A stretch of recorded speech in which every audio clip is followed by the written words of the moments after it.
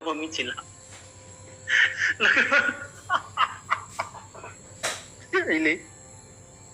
गोसोथोनायफोरखौ आं मोजांबो मोननाय गैया रावबो आंखौ गोसोबो थोआ हाबा जागोन ना जाला आं गावबो मिथिला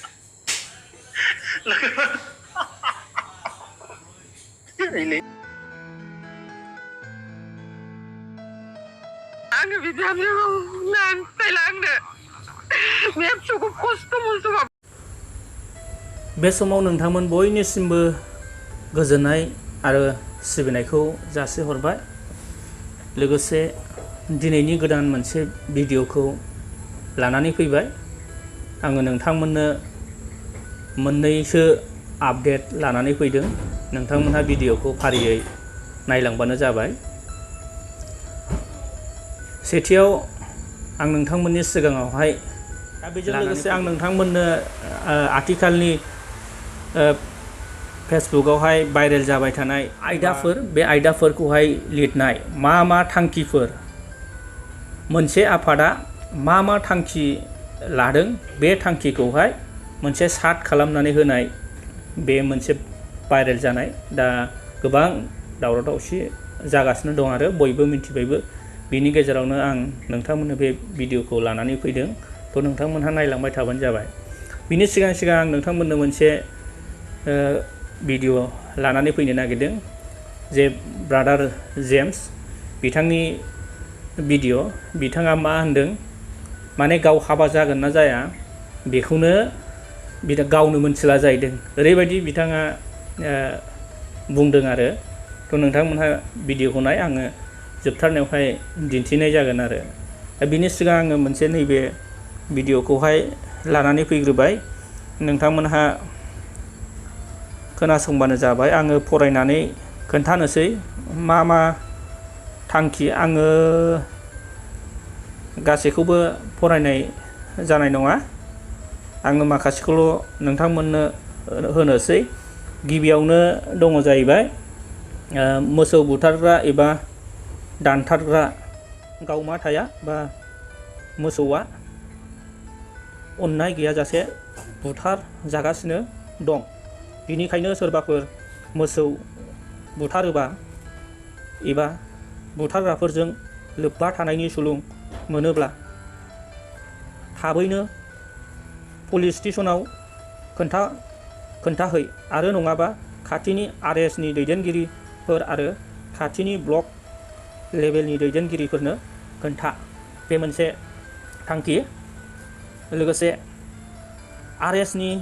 RSSनि डक्टरफोरखौ हादरनि गासै हादरसाफोरावहाय थिनहरनाय जाखाबाय। वेस्ट बेंगलनि डक्टरखौ उरिष्यायाव थिनहरनाय जाबाय आरो उरिष्यानि डक्टरखौ केरेलायाव। गुबुन उन्दै डक्टरफोर गुबुन हादरसानिफ्राय फैनायफोरखौ गुबुन गुबुन हादरसाफोराव थिनहरनाय जाबाय आरो बेबायदिनो बिसोरो गाहाय डक्टरनि सिङाव थानानै मावनांगौ गोनां जानायलाय मोनथियालाबानो बे उन्दै डक्टरफ्रा गाहाय डक्टरनि बिथोन बा थिननाय अर्डार बायदियै ख्रिस्टियान पेसेन्टफोरखौ देहा सिंनिफ्राय लोरबां दुरबल जानायनि बिजि थुनानै होनो थांखि लाखाबाय। जाहोनाव ख्रिस्टियान बेरामिफ्रा लोरबां जानानै आरो बांसिन बेरामि जानानै थैलांनाय बादि। ओमफ्राय थामथियाव होनदों ख्रिस्टियान हिन्जावफोर जायफोरा देरफुनाय यां बिसोरखौ खाथिनि RSS सेंग्राफोरखौ लोगोआव लानानै हानजायै जिनाहारि खालाम। बेबायदियै बिसोरनि मानखौ फाहाय। जेसेबां ख्रिस्टियान बाइबेल बिजाबफोर आरो बाइबेलजों सोमोन्दो थानाय बिजाबफोरखौ सावजोब। 1 कौटि रां बान्था महरै होनाय जागोन जाय सुबुङा ख्रिस्टियान धोरोमनि गाहाय दैदेनगिरिफोर जेरै पप आरो बिशपफोरखौ बुथारनो हायो। 50 लाख रां बान्था महरै नगद केस होनाय जागोन जाय सुबुङा मिशनारि पास्टरफोर गिर्जानि फादारफोर देवाकनफोर एबा सिस्टारफोरखौ बुथारगोन। ख्रिस्टियानफोर दै लोंग्रा एबा दैखौ दै थुबुर खालामग्रा जायगाफोराव हाग्रा एम्फौ थैग्रा मुलि एबा बिसफोर गलायना हो। भारताव थाग्रा साफ्रोमबो नागरिकनो मोनसे आइडेन्टिटी कार्डजों लोगोसे बारक'ड आरो अनजिमा नाम्बार होनाय जागोन। बे बारक'डआ मेसिनजों नाजावजायाबा एबा गोरोबाबा बाजारनिफ्राय गावनि नखरनि साफ्रोमबोनि नांगौ जानाय जेबो मुवा बायनो हानाय नङा, जेरै माइरं, संख्रि, मैगं, गाननाय जोमनाय बायदि बायदि। जोबथारनायाव होदों "स' बी एलार्ट" बेबायदि मोनसे सांग्रांथिनि आरो लाइजामखौ बिथांमोनहा लिरदों आरो गोजौआवहाय लिरनाय दं। गाहायाव माखासे मावनांगौ आयदाफोर थांखिफोर होनाय दं। अन्नानै बेफोरखौ मावफुंनानै जोंनि मावनांगौ थांखिफोर बा एक्टिभिटिसखौ जाफुंसार होनायाव जोंखौ मदद खालाम। बेखौ माने RSनि दैदेनगिरिफोरा लिरदों आरो दा बिसोरो बेसेबां खामानि मावाखै बेखौथ' जोङो बुंनो थाङा, नाथाय बिथांमोननि बे बेफोरखौ लिरदों बेखौहाय नुनानै जोंनि गोबां मानसिफोरा गिनांगौनि गोनांथि गैया, गिनो नाङा।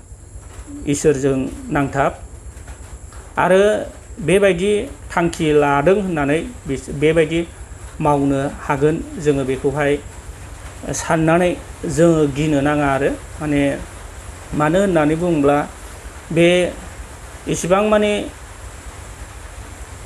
गिदिर गुवार हादरावहाय बेफोरबायदि मावनो हानायाबो गोब्राब नङा आरो बेखौ जानांगौ सोरबा सासे मेलेम गैयै सासे खर'आव जुजाय गोनां दैदेनगिरिया जेबो साननो रोङै दैदेनगिरियासो बे जिनिसखौ लिरदों जानो हागौ, जेन' बिथांनि बायदि थांखि लानानै जाफुंगोन साननानै बियो बेबायदि लिरदों जानो हागौ। नाथाय बिथांनि साननाया जाफुंगोन बे नङा।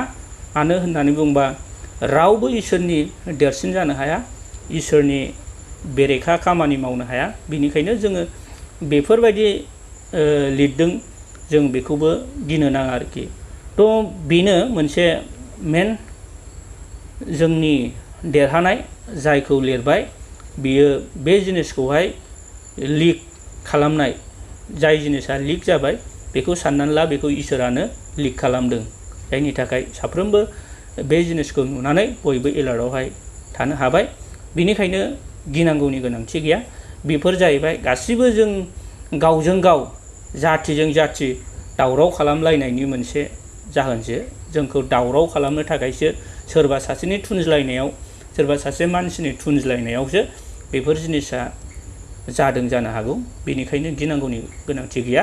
रावबो गोनो गोथो दाजा आरो रावबो खाराव माराव दाजा, बयबो सांग्रां जानानै थाबानो जाबाय। दा जोबथारनायावहाय आं मोनसे भिडिअ लाबोनो नागिरनाया बेनो, जाय ब्रादार जेम्स बिथाङा बुंदों आरो कमेडिजों लोगोसे गाव हाबा जागोन ना जाया बेखौनो गाव मिन्थिनो हाला आरोखि, बुजिनो हाला। दा बेखौहाय नोंथांमोना ससे भिडिअ क्लिपखौ मोजांबो मोननाय गैया, रावबो आंखौ गोसोबो थोआ। हाबा जागोन ना जाला आं गावबो मिथिला।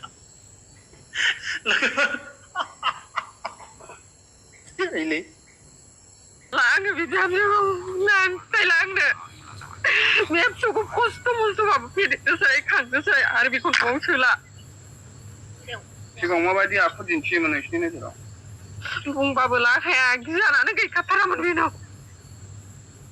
बोसोन होबा बुजायबा गाज्रिसो मोनोमोन बियो। अना आरो रायलायखाखायो। बे गामिनिनो बे समितनिनो खाथिनिनो आरो जोङो, ओमफ्राय बे सनिया नार्जारिया बिदिनो मालाबा फन रायलायबाय थाखायो। जोङो नुब्लानो जोङो बुङोमोन सोरजों फन रायलायदों मादों, जों बेखौ खेल खालामोमोन।